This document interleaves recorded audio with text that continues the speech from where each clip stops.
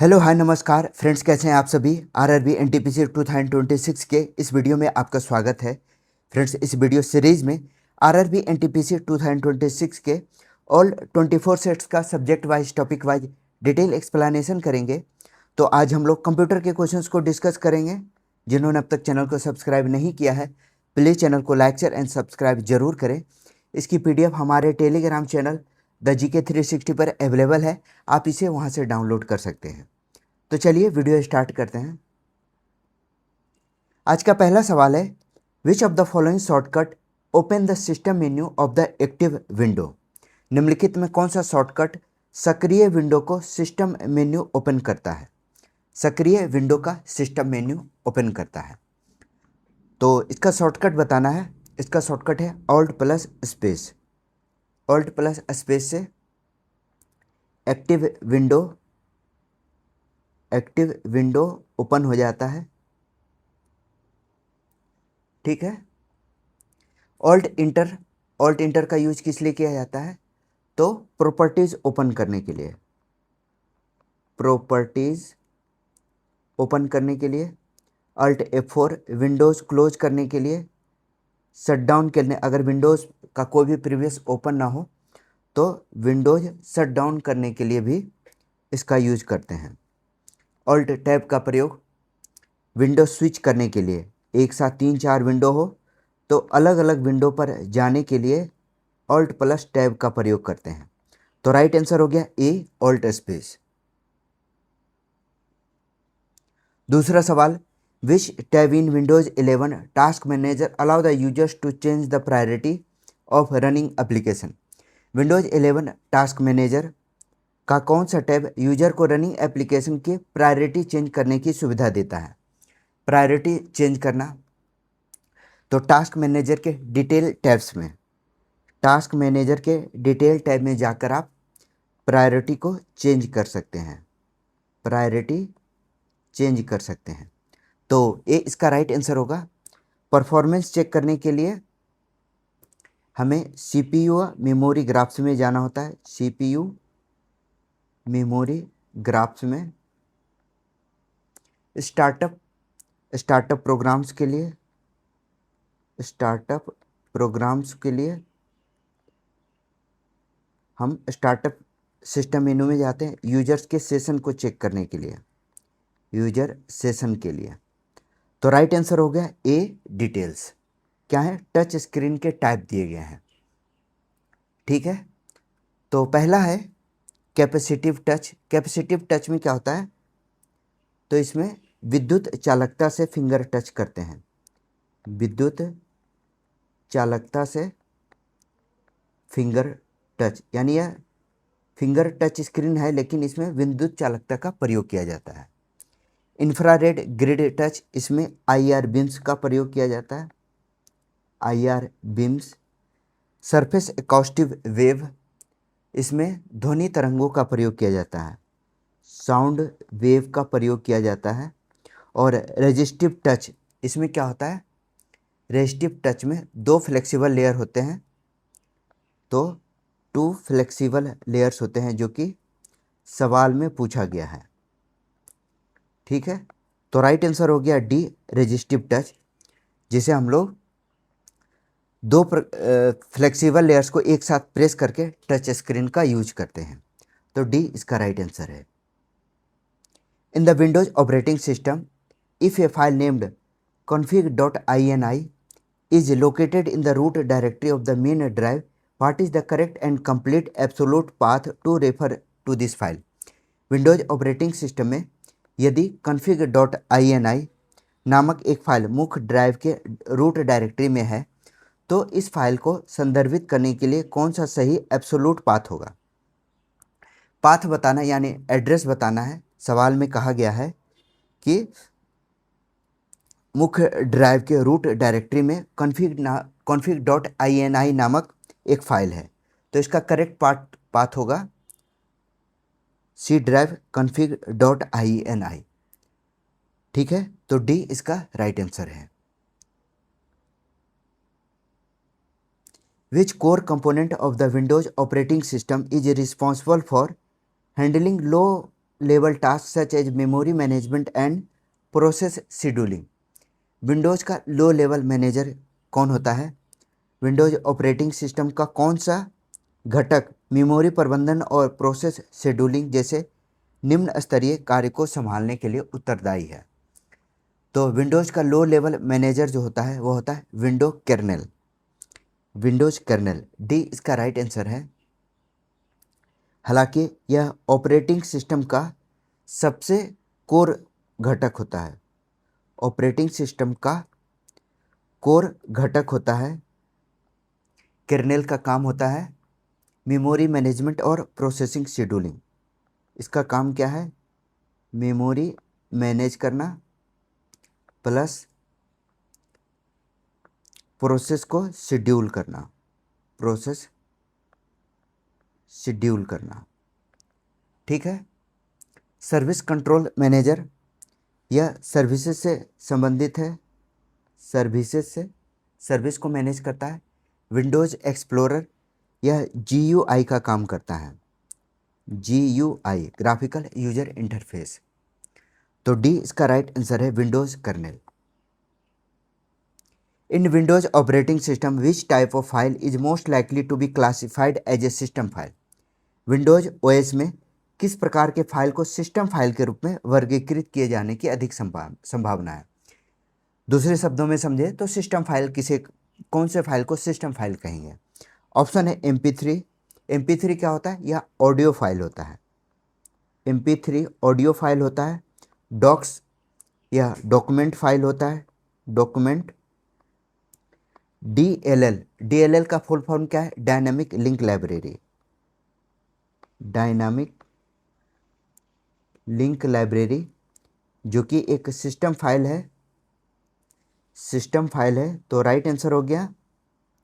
Right answer है C, DLL। Zip जो है वह कंप्रेस्ड फाइल को, किसी फाइल को आप अगर कंप्रेस करते हैं तो वह जिप फाइल बन जाता है। तो D zip file, compressed file कहलाता है। राइट ऑप्शन हो गया C, DLL।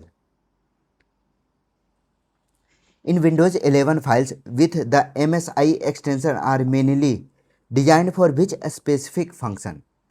MSI फाइल के बारे में, विंडोज 11 में MSI फाइल एक्सटेंशन वाली फाइल मुख्यतः किस विशेष फंक्शन के लिए डिजाइन की गई है?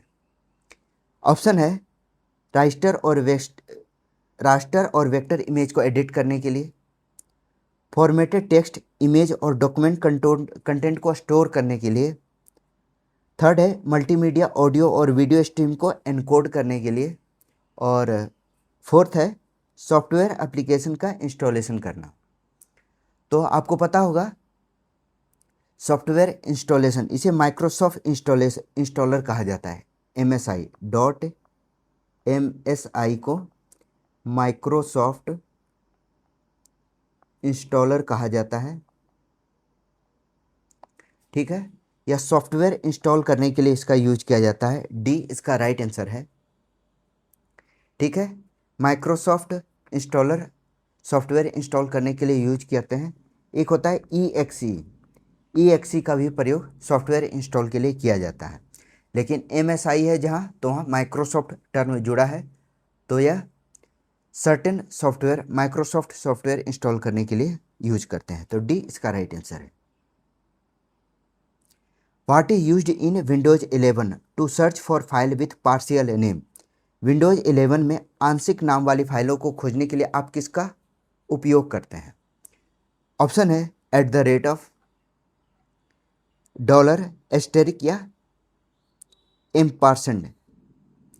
तो कोई भी पार्शियल सवाल में दिखा गया आंशिक नामों वाली फाइल को खोज करने के लिए एस्टेरिक यूज करते हैं। C इसका राइट आंसर है। और एक कैरेक्टर को यूज करने के लिए, केवल एक कैरेक्टर के फाइल को सर्च करने के लिए उसमें इंट्रोगेशन मार्क का यूज किया जाता है। आपने देखा होगा कि कोई फाइल एस्टेरिक लगा हो और TXT हो, तो इस तरह के फाइल में हम लोग एस्टेरिक का यूज करते हैं। आंशिक नाम वाली फाइल होती है यह। तो राइट आंसर हो गया C, asterisk. Which file type is most suitable for storing structured data that can be imported into spreadsheet application? Spreadsheet application में इंपोर्ट की जा सकने वाली संरचित डेटा को स्टोर करने के लिए फाइल का कौन सा प्रकार सबसे उपयुक्त है?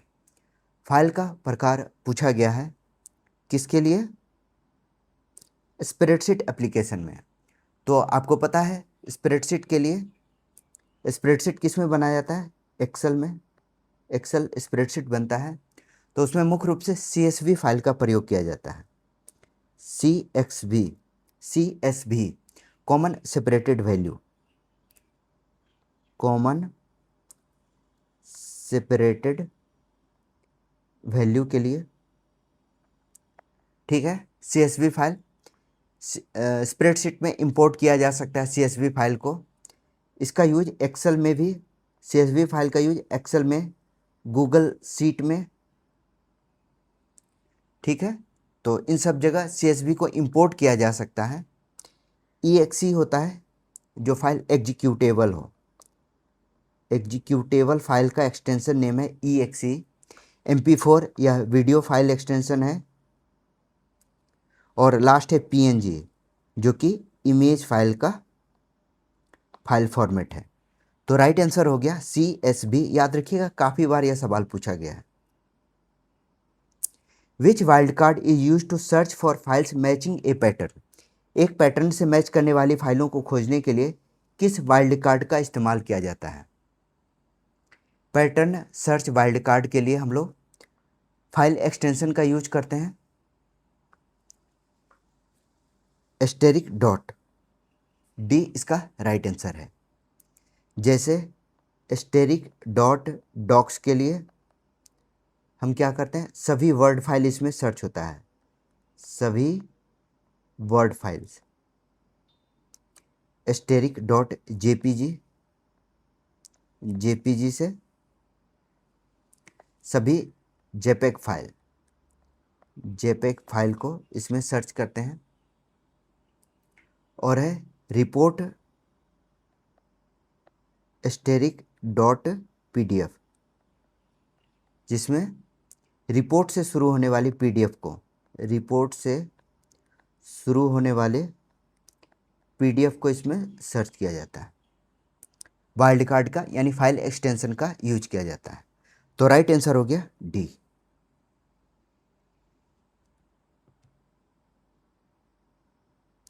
इन which year was the world first commercial microprocessor Intel 4004? Intel 4004 विश्व के पहले कमर्शियल माइक्रोप्रोसेसर को किस वर्ष लॉन्च किया गया था? याद रखिएगा काफ़ी इंपॉर्टेंट है। इंटेल 4004 सवाल में ही दिया गया है कि यह विश्व का पहला कमर्शियल माइक्रोप्रोसेसर था। 1971 में इसे लॉन्च किया गया था। 4 बिट माइक्रोप्रोसेसर है, 4 बिट माइक्रोप्रोसेसर है यह। इसे टेड हॉफ ने डिजाइन किया था, टेड हॉफ और फेडरिको फेगिन ने इसे डिजाइन किया था, ठीक है। तो सवाल हो गया, राइट आंसर हो गया D 1971।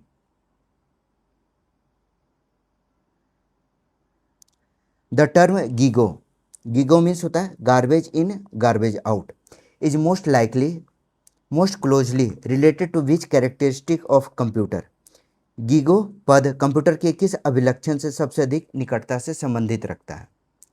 गीगो का मतलब होता है कि इसमें वही डाटा मिलता है, जो डाटा मिलता है वही डेटा प्रोसेस होता है, यानी कंप्यूटर खुद नहीं सोचता है, इसमें इंटेलिजेंस की कमी होती है, इसीलिए इसे लैक ऑफ इंटेलिजेंस कहा गया है। जैसा डेटा मिलता है, जैसा डेटा मिलेगा वैसा ही इसे प्रोसेस करेगा, वैसा ही इसे प्रोसेस कर देता है। तो सवाल में ही लिखा हुआ है garbage in garbage out, garbage मिला है तो गार्बेज ही आउट होगा, उसमें कोई चेंजिंग नहीं आएगी। तो B इसका राइट आंसर है। System software such an operating system is mainly design to manage and coordinate the flow of data and instruction between hardware and software acting as the system core. Operating system जैसे system software को मुख्य रूप से hardware और software के बीच data और अनुदेशों के प्रवाह को प्रबंधित और समन्वित करने के लिए डिजाइन किया जाता है, जो सिस्टम के कोर डैश के रूप में कार्य किया जाता है। तो यह ऑपरेटिंग सिस्टम के कोर रोल के बारे में पूछा गया है। कौन सा ऑपरेटिंग सिस्टम का रियल मैनेजर के रूप में काम करता है, जिसका कोर रोल है? ऑप्शन है application logic, peripheral device, utility service या रिसोर्स मैनेजर। तो इसका राइट आंसर क्या होगा? इसका राइट आंसर है डी, रिसोर्स मैनेजर। मैंने पहले ही बताया था कि यह ऑपरेटिंग सिस्टम का कोर रोल मैनेज करता है। ठीक है, रिसोर्स मैनेजर कहते हैं यह हार्डवेयर और सॉफ्टवेयर के बीच, हार्डवेयर एंड सॉफ्टवेयर के बीच कोऑर्डिनेटर का काम करता है, कोऑर्डिनेटर का काम करता है। जैसे सीपीयू, मेमोरी, अदर्स डिवाइसेस जो हैं वह यही मैनेज करता है। डिवाइसेस ऑपरेटिंग सिस्टम ही मैनेज करता है। तो राइट आंसर हो गया D, resource manager. Major storage media like CDs and DVDs use optical technology while HDD rely on dash technology to store bits। CD और DVD जैसे प्रमुख स्टोरेज माध्यम ऑप्टिकल तकनीक का उपयोग करते हैं, जबकि हार्ड डिस्क ड्राइव बिट्स को स्टोर करने के लिए किस तकनीक पर निर्भर करते हैं, यानी हार्ड डिस्क ड्राइव में किस तकनीक का यूज किया जाता है? तो इसमें मैग्नेटिक फील्ड होता है। हार्ड डिस्क ड्राइव में मैग्नेटिक फील्ड का प्रयोग किया जाता है। CD DVD में ऑप्टिकल का यूज किया जाता है, आपने पढ़ा था। SSD आजकल काफ़ी यूज किया जाता है। SSD इसमें सॉलिड स्टेट होता है, सॉलिड स्टेट ड्राइव कहते हैं इसे। इसमें क्या होता है, इसमें सेमी कंडक्टर का यूज होता है, सेमी कंडक्टर का इसमें यूज करते हैं। एक है रैम, रैम भी सेमी कंडक्टर का यूज करता है, सेमी कंडक्टर का यूज करता है। तो राइट आंसर हो गया ए, मैग्नेटिक फील्ड।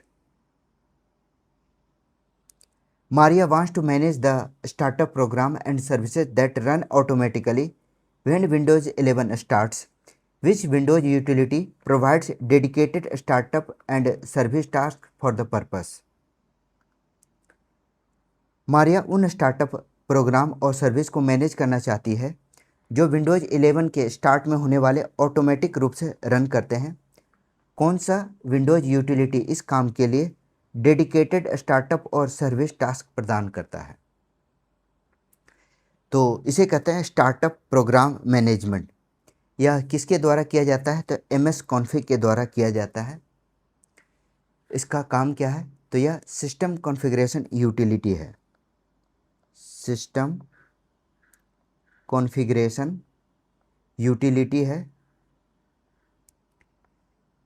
इससे जो आपने स्टार्टअप और सर्विसेज टैब्स इसी में रहते हैं, स्टार्टअप और सर्विसेज जो टैब हैं वह किस में होते हैं? MS config, system configuration utility के रूप में मिलते हैं।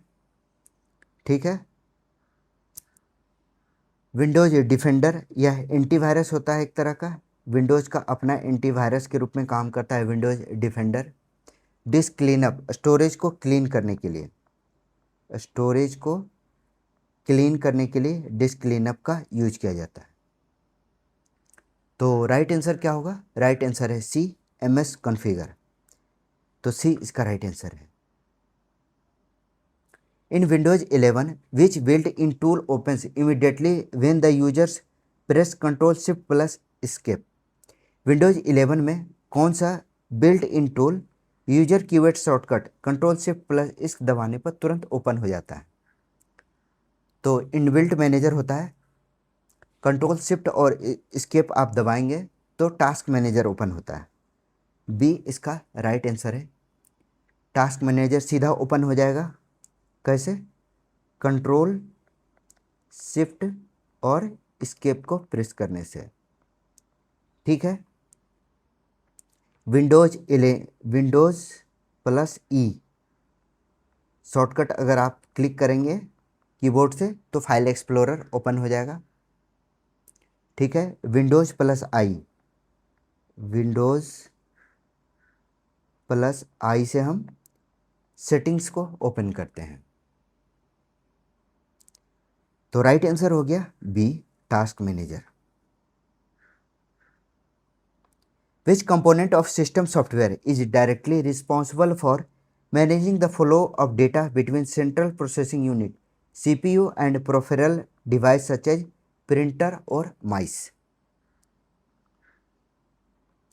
सिस्टम सॉफ्टवेयर का कौन सा घटक CPU और प्रिंटर और माउस जैसी डिवाइसों के बीच डेटा प्रवाह को प्रबंधित के लिए प्रत्यक्ष रूप से उत्तरदायी है? जब हम सिस्टम में प्रिंटर या माउस का यूज करते हैं तो उसे रेगुलेट करने के लिए, उसके प्रबंधन के लिए, उसके डेटा प्रवाह को मैनेज करने के लिए किसका यूज किया जाता है? ऑप्शन है operating system kernel, application programming interface, utility software या डिवाइस ड्राइवर। तो राइट आंसर है D, device driver. Device driver जो है वह हार्डवेयर और ऑपरेटिंग सिस्टम के बीच, हार्डवेयर और ओएस के बीच ट्रांसलेटर के रूप में कार्य करता है, एज ए ट्रांसलेटर कार्य करता है। प्रिंटर, माउस, कीबोर्ड सभी के लिए अलग अलग ड्राइवर्स हैं। ठीक है। हालांकि अब तो प्लग एंड प्ले भी आ गए, लेकिन एक ड्राइवर के थ्रू ही यह रन करता है। तो डी इसका राइट आंसर है, device driver. Which characteristic based distinguishes static RAM from dynamic RAM leading to SRAM being used for CPU cache and DRM for main system memory? SRAM versus DRM के बारे में सवाल में पूछा गया है। कौन सा अभिलक्षण SRAM को डायनेमिक रैम से सर्वोत्तम रूप से पृथक करता है, जिसके कारण SRAM का प्रयोग CPU कैश के लिए और DRM का प्रयोग मुख्य मेमोरी रैम के लिए किया जाता है? पहला है DRM is located directly on the CPU die while SRAM is located on the motherboard। ठीक है। तो सीधा आंसर पे आते हैं। जो SRAM है वह SRAM काफ़ी तेज होता है। कंपैरिजन अगर हम करें तो SRAM तेज होता है। ठीक है। यह कीमत में थोड़ा महंगा होता है। इसमें पावर कम चाहिए होता है, पावर कम चाहिए। ठीक है। इसे रिफ्रेश नहीं करना है और इसका उपयोग जो होता है वह CPU के कैश में होता है, CPU कैश में इसका यूज होता है। तो राइट आंसर है सी। SRAM is significantly faster, more expensive and consumes less power than DRM। SRAM DRM की तुलना में तेज होता है, अधिक महंगा होता है और कम विद्युत की खपत करता है। तो सी इसका राइट आंसर है। Dash is the sophisticated technology used by high-speed scanners such as in commercial environment or advanced library to capture high accurate and detailed digital images for physical document, often for archival purpose। वह कौन सी technique है जिसका उपयोग high speed scanner भौतिक दस्तावेज से बहुत सटीक और विस्तृत डिजिटल इमेज कैप्चर करने के लिए किया जाता है, जिसका उपयोग आजकल आर्काइवल यानी आर्काइव्स बनाने, अभिलेख बनाने में किया जाता है? ऑप्शन है OCR, ऑप्टिकल कैरेक्टर रिकॉग्निशन। तो हाई स्पीड डॉक्यूमेंट स्कैनिंग यह टेक्नोलॉजी है जिसका नाम है OCR। याद रखिए, इसका फुल फॉर्म पूछा जाता है। इसमें क्या करते हैं, तो इसमें हम किसी भी डॉक्यूमेंट को स्कैन करते हैं, डॉक्यूमेंट स्कैन करते हैं और फिर उसे टेक्स्ट में कन्वर्ट किया जाता है, टेक्स्ट में यह कन्वर्ट कर देता है। OCR जो है वह उसे डिजिटल टेक्स्ट में बदल देता है। ठीक है। Magnetic ink character recognition MICR जो होता है वो आप बैंक चेक को स्कैन करने में यूज करते हैं। बैंक चेक वगैरह जो होता है उसके क्लियरेंस में MICR का प्रयोग किया जाता है।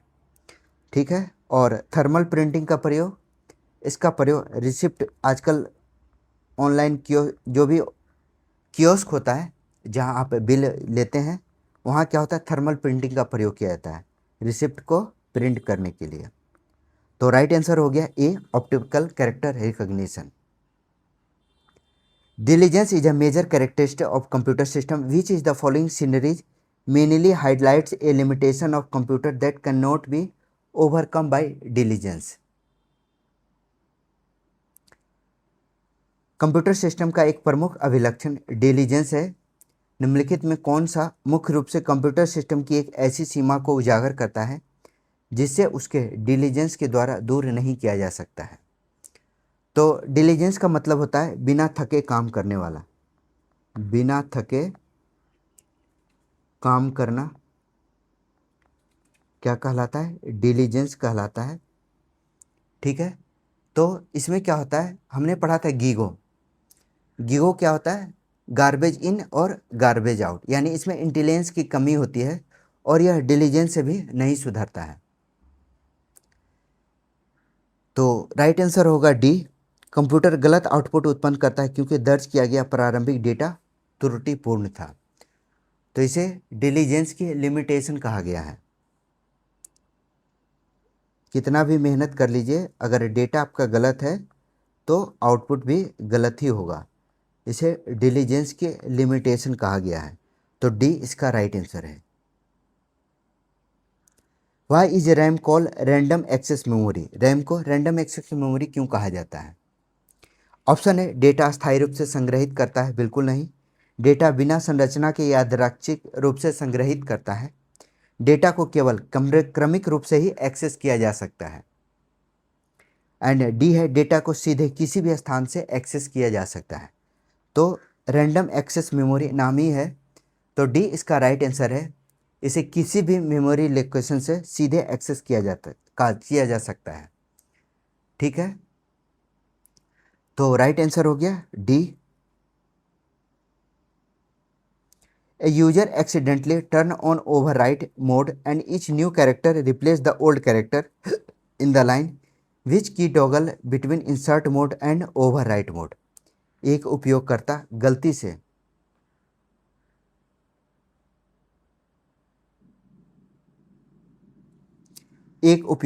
गलती से ओवरराइड मोड ऑन कर देता है और प्रत्येक नया अक्षर पंक्ति में पुराने अक्षर को प्रतिस्थापित कर देता है। निम्नलिखित में से किस कुंजी के द्वारा इंसर्ट मोड और ओवरराइड मोड के बीच टॉगल किया जाता है? ऑप्शन है F5, डेल, INS या टैब। तो आपको पता है F5 का प्रयोग किस लिए करते हैं? रिफ्रेश करने के लिए। F5 का प्रयोग किया जाता है विंडो पर। ठीक है, डेल का प्रयोग डिलीट करने के लिए, और INS इंसर्ट मोड होता है। इंसर्ट मोड, इसे ओवरराइट मोड टॉगल भी कहा जाता है। ओवरराइट मोड टॉगल प्रत्येक नए अक्षर पंक्ति में पुराने अक्षर को प्रतिस्थापित कर देता है। तो राइट आंसर हो गया C, INS। इंसर्ट मोड में क्या होता है, नया टेक्स्ट जो है वो पुराने टेक्स्ट को ओवरराइट कर देता है, रिप्लेस कर देता है। तो C इसका राइट आंसर है। Which indigenous microprocessor launched in 2025 become a milestone in India's technological self-reliance as the country's first 1.0 GHz 16-bit dual-core processor? 2025 में लॉन्च किया गया कौन सा स्वदेशी माइक्रो प्रोसेसर भारत की तकनीकी आत्मनिर्भरता में एक मील का पत्थर साबित हुआ, क्योंकि यह देश का पहला 1.0 गीगाहर्ट्ज 16-4-बिट डुअल कोर प्रोसेसर था। तो यह पहला 64-बिट प्रोसेसर 2025 में ध्रुव 64 है। ध्रुव 64 माइक्रो प्रोसेसर है, बी इसका राइट आंसर है। यह भारत का पहला इंडिजेनस श्रेणी का प्रोसेसर है। इंडिजेनस यानी स्वदेशी जेनस प्रोसेसर है। इसका टेक्नोलॉजिकल सेल्फ रिलायंस की दिशा में यह मील का पत्थर है, यानी स्वदेशी के रूप में यह एक मील का पत्थर है। 1.0 गीगाहर्ट्ज और 64 बिट डुअल कोर प्रोसेसर से बना है, डुअल कोर प्रोसेसर का है, तो बी इसका राइट आंसर है। What is one way to monitor the real time flow of activities on a Windows computer? Windows computer पर गतिविधियों के सद्य अनुक्रिया प्रवाह को मॉनिटर करने का तरीका क्या है? पहला है सेटिंग्स ऐप में सिस्टम निष्पादन की जांच करके। सेकंड है टास्क मैनेजर का उपयोग करके। तो रियल टाइम फ्लो किसके द्वारा मैनेज होता है? तो टास्क मैनेजर के द्वारा। बी टास्क मैनेजर जो होता है CPU, memory, real time monitoring करता है। टास्क मैनेजर जो है रियल टाइम मॉनिटरिंग करता है, तो इसलिए हम लोग बी राइट आंसर है। निम्नलिखित में कौन सा कस्टमाइज सॉफ्टवेयर का उदाहरण है? Which of the following is an example of customize software?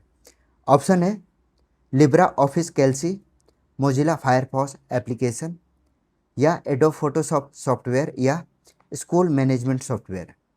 तो स्कूल मैनेजमेंट सॉफ्टवेयर जो होता है वह कस्टमाइज सॉफ्टवेयर के रूप में जाना जाता है। इसे बेस्पोक भी कहा जाता है, कस्टमाइज या बेस्पोक। बेस्पोक, ठीक है। तो जितने भी स्कूल मैनेजमेंट सॉफ्टवेयर हैं या हॉस्पिटल मैनेजमेंट सॉफ्टवेयर, बैंक के सॉफ्टवेयर, तो यह सभी कस्टमाइज सॉफ्टवेयर के उदाहरण में आते हैं। तो डी इसका राइट आंसर है। Which characteristic represent the computer ability to work continuously without fatigue? कौन सा अभिलक्षण कंप्यूटर को बिना क्लांति के, बिना कोई प्रॉब्लम के निरंतर कार्य करने की क्षमता का प्रतिनिधित्व करता है?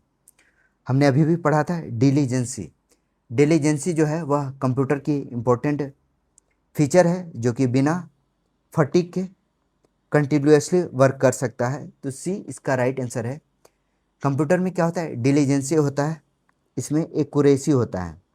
एक्यूरेसी, यह स्पीड के साथ काम कर सकता है और यह वर्सटाइल भी है, वर्सटाइल भी है।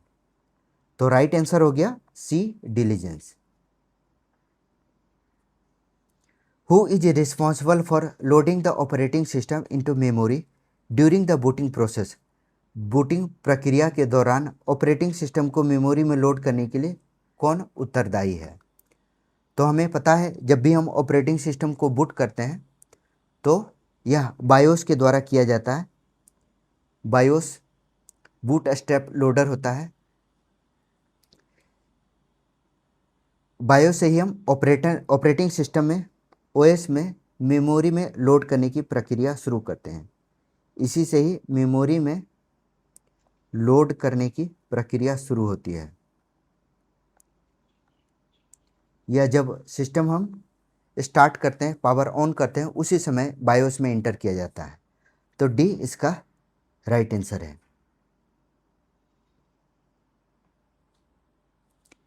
In most web browser when multiple tabs are open what action does pressing control plus tab perform? Control plus tab करने से वेब ब्राउजर में क्या इफेक्ट आएगा? पहला है नया टैब लॉन्च करेगा। बाईं ओर पिछले टैब को नेविगेट करने के लिए, चयनित टैब को रिमूव करने के लिए दाईं ओर अगले टैब को नेविगेट करता है। तो नेक्स्ट टैब यानी राइट के लिए कंट्रोल टैब का प्रयोग करते हैं। कंट्रोल टैब के लिए डी राइट करेंगे हम लोग। क्या है? नेक्स्ट टैब के लिए, नेक्स्ट टैब राइट के लिए किसका यूज करते हैं? कंट्रोल प्लस टैब का, ठीक है। और लेफ्ट के लिए कंट्रोल शिफ्ट और टैब। तो इसके लिए हम लोग लेफ्ट टैब इंसर्ट होगा। तो राइट आंसर होगा D. Which shortcut open the properties of the selected item? कौन सा शॉर्टकट सिलेक्ट किए गए आइटम की प्रॉपर्टीज को ओपन करता है? हमने शुरुआत में ही पढ़ा था ऑल्ट और इंटर। ऑल्ट और इंटर हम प्रॉपर्टीज चेक करते हैं, राइट क्लिक के थ्रू भी हम प्रॉपर्टीज को राइट क्लिक करके प्रॉपर्टीज सिलेक्ट करके भी हम प्रॉपर्टीज ओपन कर सकते हैं। तो राइट आंसर हो गया D. Which feature of a computer system enables it to perform extremely complex calculation within second? Complex calculation within second हम किसके द्वारा सक्षम बनाता है? कंप्यूटर सिस्टम की कौन सी विशेषता उसे सेकंडों में अत्यंत जटिल घटनाएं गणनाएं करने में सक्षम बनाता है? तो यह है स्पीड। स्पीड जो है वह जटिल कैलकुलेशन को सेकंड में कर सकता है।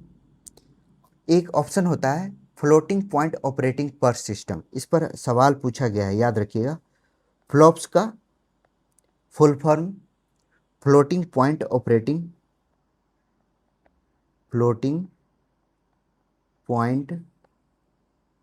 ऑपरेशंस पर सेकेंड, ऑपरेशंस पर सेकेंड। तो याद रखिएगा, इस पर सवाल पूछा जाता है। फ्लॉप से स्पीड भी मापी जाती है। तो राइट आंसर है D. Physically A CPU is installed on one और मोर माइक्रोचिप्स नोन एज। भौतिक रूप से एक सीपीयू को एक से अधिक माइक्रोचिप्स पर स्थापित किया जाता है, तो उन्हें किस रूप में जाना जाता है? ऑप्शन है माइक्रो प्रोसेसर। माइक्रो प्रोसेसर एक चिप पर एक या अधिक चिप का प्रयोग किया जाता है, तो ये इसका राइट आंसर है। इंटीग्रेटेड सर्किट पर सीपीयू माइक्रो प्रोसेसर है, इंटीग्रेटेड चिप में प्रयोग किया जाता है। इसे ब्रॉड टर्म में आईसी कहा जाता है, इंटीग्रेटेड सर्किट कहा जाता है ब्रॉड टर्म में।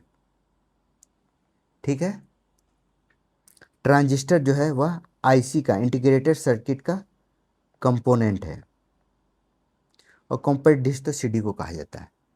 तो राइट आंसर हो गया ए माइक्रो प्रोसेसर।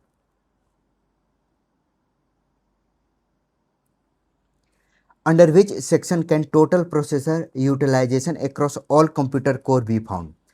कंप्यूटर के सभी कोर्स में कुल प्रोसेसर यूटिलाइजेशन किस सेक्शन के अंतर्गत पाया जा सकता है? Task manager, my computer, settings या रिसाइकल बिन? तो इसमें टास्क प्रोसेसर यूटिलाइजेशन का प्रयोग किया जाता है। ए टास्क, सभी कोर में कुल प्रोसेसर यूटिलाइजेशन के लिए टास्क मैनेजर का यूज करते हैं। ठीक है, टास्क मैनेजर क्या करता है? तो सबसे पहले तो यह परफॉर्मेंस टैब में होता है, याद रखिएगा, परफॉर्मेंस टैब में यह होता है। इससे सीपीयू यूजेज, मेमोरी यूजेज, ठीक है, डिस्क एक्टिविटी और नेटवर्क एक्टिविटी, सबका पता टास्क मैनेजर से ही लगता है रियल टाइम पर। तो ए इसका राइट आंसर है। Unlike humans, a computer does not feel tired और bored even after repeating the same task throughout the day. What is the characteristic of a computer code? अभी अभी हम लोगों ने पढ़ा डिलीजेंसी। डिलीजेंस जो है वह रिपीटेटिव वर्क करने के लिए उत्तरदायी है। कंप्यूटर बिना थके हुए, बिना बोर हुए लगातार एक ही काम अपने डिलीजेंस के वजह से कर सकता है। Which feature mainly distinguishes spreadsheet software from word processing software? कौन सा फीचर स्प्रेडशीट सॉफ्टवेयर को वर्ड प्रोसेसिंग सॉफ्टवेयर से अलग करता है? तो टेक्स्ट को फॉर्मेट करने की क्षमता, ठीक है, फॉर्मूला का उपयोग करके कैलकुलेशन, फॉन्ट और साइज बदलने की क्षमता, स्लाइड बनाना। तो राइट आंसर क्या है? तो राइट आंसर है बी, कैलकुलेशन यूजिंग फॉर्मूला। इसमें क्या होता है, ये हम सिर्फ और सिर्फ स्प्रेडशीट में ही कर पाते हैं। जो फॉर्मूला यूज होता है वह स्प्रेडशीट में ही यूज होता है। तो बी इसका राइट आंसर है। वर्डप्रेस में जो वर्ड प्रोसेसिंग सॉफ्टवेयर है उसमें फॉर्मूला यूज नहीं किए जाते हैं, तो बी इसका राइट आंसर है। A student double click A file in Windows 11 and a program immediately starts running. The file is not a document or image but directly launches software. Which file type is most likely opened? एक विद्यार्थी Windows 11 में किसी file पर double click करता है और एक programme तुरंत रन करने लगता है। फाइल डॉक्यूमेंट या इमेज नहीं है बल्कि प्रत्यक्ष रूप से सॉफ्टवेयर लॉन्च करती है, तो यह किस फाइल टाइप को ओपन होने की सबसे अधिक संभावना है? तो सॉफ्टवेयर लॉन्च होने वाली फाइल मैंने पहले भी बताया था, EXE जो फाइल होता है वह सॉफ्टवेयर फाइल होता है। इसमें एग्जीक्यूटेबल प्रोग्राम जो है सीधे रन किया जाता है, एग्जीक्यूटेड प्रोग्राम सीधे रन किया जा सकता है, तो बी इसका राइट आंसर है। TXT जो होता है वह टेक्स्ट फाइल होता है। JPG या इमेज फाइल होता है, इमेज फाइल, और MP3 या ऑडियो फाइल होता है, तो बी इसका राइट आंसर है। In the field of e-commerce and financial trading, which computer application is essential for analyzing large volume of rapidly changing market data and detecting complex pattern to support investment decision? E-commerce और financial व्यापार के क्षेत्र में निवेश संबंधी निर्णय को सूचित करने के लिए तीव्रता से बदलते मार्केट डेटा को बड़ी मात्रा का विश्लेषण करने तथा जटिल पैटर्न का पता लगने के लिए कंप्यूटर का कौन सा एप्लीकेशन आवश्यक है? सीधा कहो आप, डेटा एनालिसिस के लिए, फाइनेंशियल डेटा जो एनालिसिस है उसके लिए हमें किसका प्रयोग किया जाता है? Inventory management system, data encryption and security software, real time productive analysis, तो सी इसका राइट आंसर है। फाइनेंशियल में क्या होता है, जब मान लो आप स्टॉक मार्केट करते हो तो डेटा जो है चार्ट है वह पर सेकंड हर पल बदलता रहता है, तो रियल टाइम प्रेडिक्टिव एनालिटिक के लिए इसका यूज किया जाता है, खास करके फाइनेंशियल मार्केट में। चूँकि यह लार्ज डेटाबेस होता है, पैटर्न डिटेक्ट करना होता है, उसके आधार पर प्रेडिक्शन किया जाता है, इसलिए इसे प्रेडिक्टिव एनालिटिक्स कहा जाता है, तो सी इसका राइट आंसर है। What does a file .wma file represent on a computer? WMA file कौन सा फाइल कहलाता है? तो इसका फुल फॉर्म से ही पता चल जाएगा। इसका फुल फॉर्म है विंडोज मीडिया ऑडियो, यानी ए इसका राइट आंसर है। विंडोज मीडिया ऑडियो फॉर्मेट को WMA कहा जाता है, ठीक है। MP3 ऑडियो फाइल है, पता ही है। WAV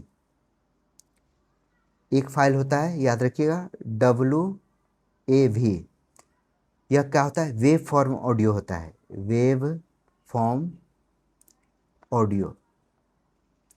और एक होता है AAC, इसे कहते हैं advance audio coding, advance audio coding. याद रखिएगा, इन सबसे सवाल पूछा जाता है, इसलिए मैंने बताया भी है, तो ए इसका राइट आंसर है। जिन्होंने अब तक भी चैनल सब्सक्राइब नहीं किया है, इतनी अच्छी कंप्यूटर कौन बता रहा है? किसके पास इतना अच्छा कंटेंट है? आप बताओ। इतना अच्छा कंटेंट है, सीधा एग्जाम में कई बार रिपीट हो चुका है, ठीक है। Which metric represent the average number of instrument executed by CPU per clock cycle?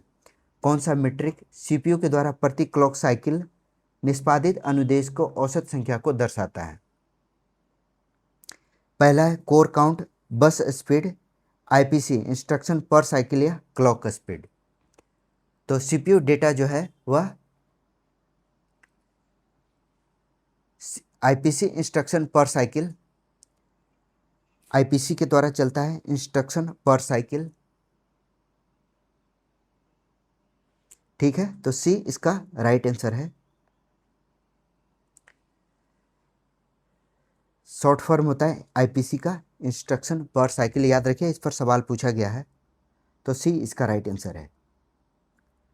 Windows 11 में फाइल प्रबंधन में कौन सा कथन सत्य या असत्य है? विंडोज 11 में जब किसी फाइल को डिलीट किया जाता है तो उसे रिसाइकल बिन में मूव किया जाता है और उसका कंटेंट स्टोरेज डिस्क से तुरंत और अस्थायी रूप से इरेज हो जाता है। तो पहला कथन तो गलत है। अस्थायी रूप से इरेज नहीं होता है। रिसाइकल बिन का जो डेटा होता है वह फिलहाल जब तक कि रिसाइकल बिन से डिलीट नहीं किया जा सके वह वहाँ स्टोर होता है, और आप चाहें तो रिसाइकल बिन से फिर से डेटा रीस्टोर कर सकते हैं। तो पहला कथन गलत है। ए फाइल पाथ एक सख्त पदानुक्रमित संरचना है जिसका अर्थ है कि प्रत्येक फाइल का एक अद्वितीय पाथ होता है। बिल्कुल सही है, हर एक फाइल का फाइल पाथ होता है, वह हर फाइल का अलग होता है, हर फाइल का यूनिक पाथ होता है। तो दूसरा सही है, तो राइट आंसर होगा D, 1 false and second is true. Which statements about hibernation mode in a computer is correct. Computer में हाइबरनेशन मोड के बारे में किन सा कथन सही है।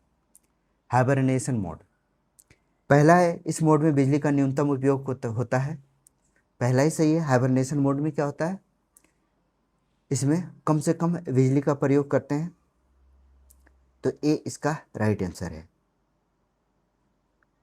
Which of the following best represent customize application software. कस्टमाइज एप्लीकेशन सॉफ्टवेयर का सर्वोत्तम प्रतिनिधित्व कहाँ करते हैं, तो पेरोल मैनेजमेंट सिस्टम में। वेतन मैनेजमेंट सिस्टम, किसी भी कंपनी के लिए पेरोल मैनेजमेंट सिस्टम जो है वह कस्टमाइज एप्लीकेशन सॉफ्टवेयर का उदाहरण है। Which power mode uses the list electricity while keeping the open session maintain. कौन सा पावर मोड खुले सत्र ओपन सेशन को बनाए रखते हुए सबसे कम विद्युत का उपयोग करता है। ऑब्वियस है, लिस्ट इलेक्ट्रिसिटी स्लीप मोड में यूज होती है, तो ए इसका राइट आंसर है। एक दूसरा हाइबरनेट, चूंकि अभी हम लोगों ने हाइबरनेट का यूज किया था, तो हाइबरनेट जो है वह कम पावर यूज करता है लेकिन सेशन रैम में कम यूज नहीं होता है। स्लीप में क्या होता है, यह ओपन सेशन बना रहता है, मेंटेन रहता है, तो राइट आंसर होगा sleep. Based on its role in program translation which classification best explain a compiler. कौन सा वर्गीकरण प्रोग्राम ट्रांसलेशन की भूमिका के आधार पर एक कंपाइलर को सर्वोत्तम ढंग से व्याख्यायित करता है। पहला है एप्लीकेशन सॉफ्टवेयर, क्योंकि यह डॉक्यूमेंट्स को एडिट करता है। नेक्स्ट है एप्लीकेशन सॉफ्टवेयर क्योंकि यह यूजर्स को मैन्युअली स्टार्ट कर सकता है, because users manually started. Third है यह हार्डवेयर संक्षेपण स्तर है, it is a hardware abstraction layer. And D है system software because it converts code for OS execution. तो राइट आंसर होगा कंपाइलर का प्रोग्राम ट्रांसलेशन, इसे कहते हैं कंपाइलर का क्लासिफिकेशन, तो डी इसका राइट आंसर है। यह सिस्टम सॉफ्टवेयर है because it convert code for OS execution. Which tab in task manager display graph of CPU and memory usage. Task manager में कौन सा टैब सीपीयू और मेमोरी उपयोग को दर्शाता है। हमने कई बार इसे पहले ही सवाल में देखा है, परफॉर्मेंस में हम लोग मेमोरी उपयोग और ग्राफ को देखते हैं, ठीक है। नेक्स्ट क्वेश्चन है which of the following is the best example of utility software. Utility software का सबश्रेष्ठ उदाहरण कौन सा है। पहला MS PowerPoint, MS Excel, disk cleanup या MS वर्ड। तो राइट आंसर हो गया disk cleanup. MS PowerPoint, MS Excel, MS Word यह सब MS ऑफिस का पार्ट है। डिस्क क्लीनअप जो है वह यूटिलिटी सॉफ्टवेयर का पार्ट है, ठीक है। In ASCII, the code of the character C shows that ASCII is a standard system that assign a unique numerical value to every character known as a character dash. ASCII में C अक्षर का मतलब code है जो बताता है कि ASCII हर character को एक यूनिक न्यूमेरिकल वैल्यू देने के लिए एक स्टैंडर्ड प्रणाली है जिसे कैरेक्टर डैश कहते हैं। तो ASCII, सबसे पहले ASCII का फुल फॉर्म कई बार 50 बार से कम नहीं अलग अलग एग्जाम में पूछा गया है। तो ASCII का फुल फॉर्म क्या है, American standard code for information interchange, code for information interchange, ठीक है। तो यह ASCI का फुल फॉर्म है। तो सी का यूज क्या है, तो सी का यूज है, सी बराबर है कोड, ठीक है, सी बराबर है कोड। तो इसमें हम कैरेक्टर को यूनिक न्यूमेरिकल वैल्यू देते हैं इनकोडिंग स्कीम के द्वारा। तो सी इसका राइट आंसर है। इनकोडिंग स्कीम के द्वारा सिस्टम को यूनिक न्यूमेरिकल वैल्यू दिया जाता है, ठीक है। तो इसका राइट आंसर है C, encoding scheme. Which operation depend specifically on system software rather than application software to function correctly. निम्नलिखित में कौन सा ऑपरेशन सही तरीके से काम करने के लिए एप्लीकेशन सॉफ्टवेयर के साथ सिस्टम सॉफ्टवेयर पर विशेष रूप से निर्भर करता है। ऑप्शन है प्रेजेंटेशन फाइल को डिजाइन करना, प्रोग्राम को एलोकेट करना, डिजिटल फोटो फाइल को मॉडिफाई करना, या सिस्टम पर ऑडियो या वीडियो फाइल को प्ले करना। सवाल में पूछा क्या है, सिस्टम सॉफ्टवेयर पर निर्भर करने वाला ऑपरेशन, तो यह है memory allocation memory to programs. तो यह ऑपरेटिंग सिस्टम का काम करता है, सिस्टम सॉफ्टवेयर का काम करता है, OS के सिस्टम सॉफ्टवेयर का काम करता है। तो बी इसका राइट आंसर है। तो ये था RRB NTPC के कंप्यूटर का आज पार्ट 1 है। नेक्स्ट वीडियो में पार्ट 2 पढ़ेंगे। वीडियो कैसा लगा कमेंट में ज़रूर बताइए। चैनल को ज़रूर सब्सक्राइब कीजिए, अपने दोस्तों के साथ ज़रूर शेयर कीजिए, वीडियो को लाइक कीजिए। Thank you for watching. मेरा नाम है राहुल सिन्हा।